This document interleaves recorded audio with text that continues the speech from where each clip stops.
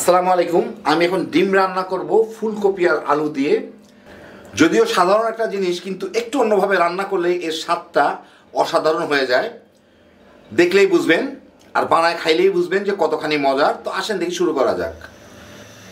আমি এখানে প্রায় 1.5 টেবিল চামচের মতো সরিষার তেল নিয়ে নিছি। গরম করে নিছি তেলটা। এর মধ্যে আমি 1 চা চামচ হলুদ দিব,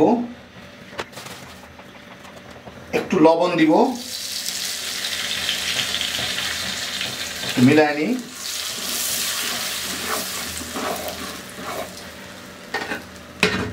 এখন এতে আমি 6টা ডিম সিদ্ধ করে রাখছি। ডিমগুলা দিয়ে ভেজে নিব। ডিমগুলাকে তেলের মধ্যে হলুদ দিয়ে ভাজলে কালারটা খুব ভালো হয়। আর লবণ দেওয়ার জন্য ডিমগুলাকে ছিদ্র না করলেও হয়, ফুটা ফুটা না করলেও হয়, ফুটে না আর কি। ডিমগুলা পছন্দ মতো ভাজা হইলে আমি তুলে ফেলি। এখন আমি একই তেলের মধ্যে একটা বড় সাইজের আলু কিউব করে কেটে রাখা ওটা দিয়ে দিব। একটা এখনকার যুগের মাঝারি সাইজের বলতে পারি ফুলকপি, ওটা দিয়ে দিব। দিয়ে এইটা একটু ভেজে নিব।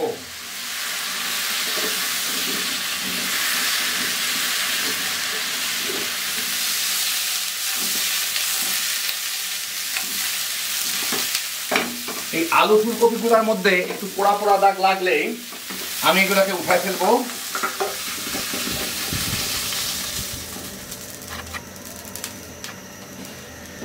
এদিকে তেল বের পড়ে যায়।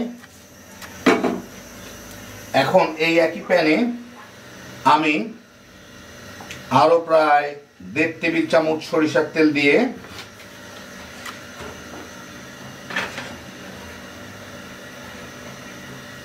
একটা মাঝারি সাইজের পেঁয়াজের কুচি, এটাকে আমি ভেজে নিব একটু লালচে করে।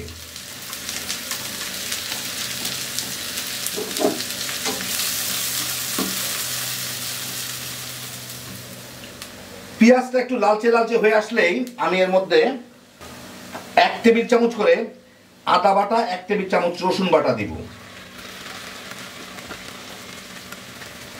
এইটাকে একটু নাড়াচাড়া করে নিব। পানিটা একটু শুকাইতে গেলে, একটু ভাজা ভাজা হইলে একটু খাইতে ভালো লাগে আর কি। এই আর কি, এমন কোনো কিছু না। কয়েক সেকেন্ড লাগে এটা হইতে।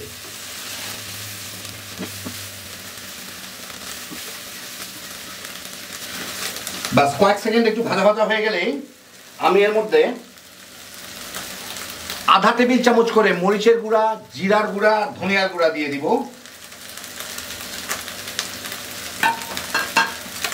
অল্প একটু পানি দিয়ে দিব। ওই আদা রসুনের পাত্রটা ধুয়ে দিয়ে দিলাম। দিয়ে এটাকে আমি একটু ভুনে নিব।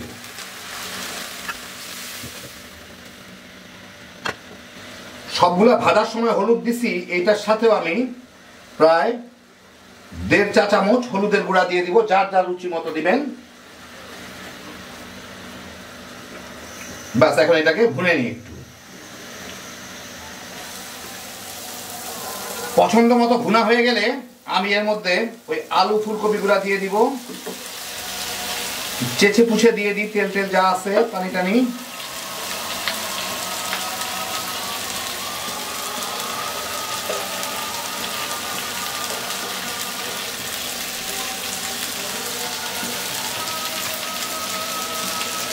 এখন এর মধ্যে পছন্দ মতো পানি দিয়ে দিব, যতদূর আমি ঝোল চাই।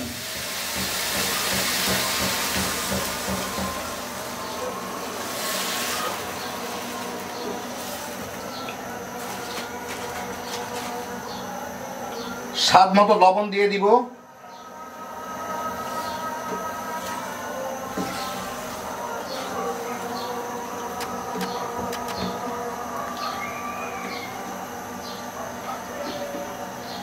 একটু টেস্টটা দেখি লবণটা।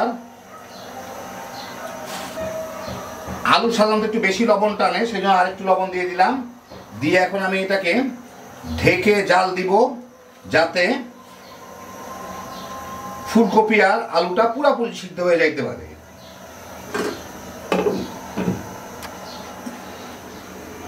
8-10 মিনিট পরে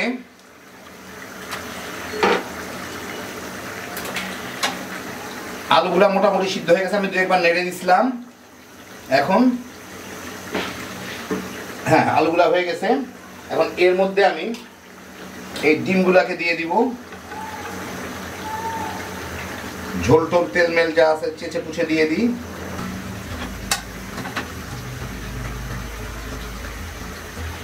একই সাথে কয়টা কাঁচা মরিচ, লাল মরিচ দিয়ে দিব।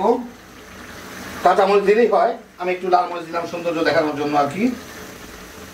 ঝোল কিন্তু খুব একটা থাকবে না, এখন যা দেখা যাচ্ছে ঝোলটা একটু আরো কমে যাবে। আর বেশিক্ষণ যখন জাল দিব না, তখন এখনই আমি এর সাথে 1 চা চামচ গরম মশলার গুঁড়া দিয়ে দিব, নেড়েছি মিশিয়ে দিব যাতে ফ্লেভারটা চলে আসে আর কি।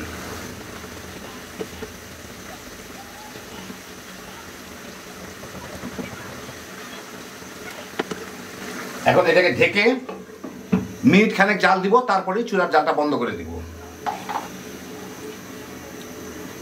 মিনিট খানেক পরে কয়টা ধনিয়া পাতা কুচি দিয়ে দিই। শীতের দিনে একটু ধনিয়া পাতা কুচি খেতে ভালো লাগে। ঢাকনাটা দিয়ে চুলাটাও বন্ধ করে দিলাম। বাস, মিনিট খানেক পরে আপনাদের বেড়ে দেখাচ্ছি। ধনিয়া পাতার ফ্লেভারটাও চতুর্দিকে চলে যাক। তো এই যে দেখেন, হয়ে গেল আমার দারুণ মজার ফুলকপি আর আলু দিয়ে ডিম রান্না। খুবই মজার একটা জিনিস, এইভাবে একবার রান্না করে দেখেন। হয়তো অনেকেই করেন এইভাবে, অনেকে হয়তো একটু অন্যভাবে করে দেখতে পারেন, কিন্তু এইভাবে একবার চেষ্টা করে দেখেন। যারা করেন নাই এখনো, খাইলেই বুঝবেন যে কতখানি মজার। গরম ভাতের সাথে একটু ঠান্ডা ঠান্ডার দিনে হ্যাপি জোশের একটা আইটেম। একবার বানাইলে খালি বানাইবেন আর তামা তামা করে খাইবেন। আল্লাহ আপনাদের সবাইকে ভালো রাখুন, সুস্থ রাখুন, নিরাপদে রাখুন। ইনশাআল্লাহ বেঁচে থাকলে আবার দেখা হবে। আল্লাহ হাফেজ।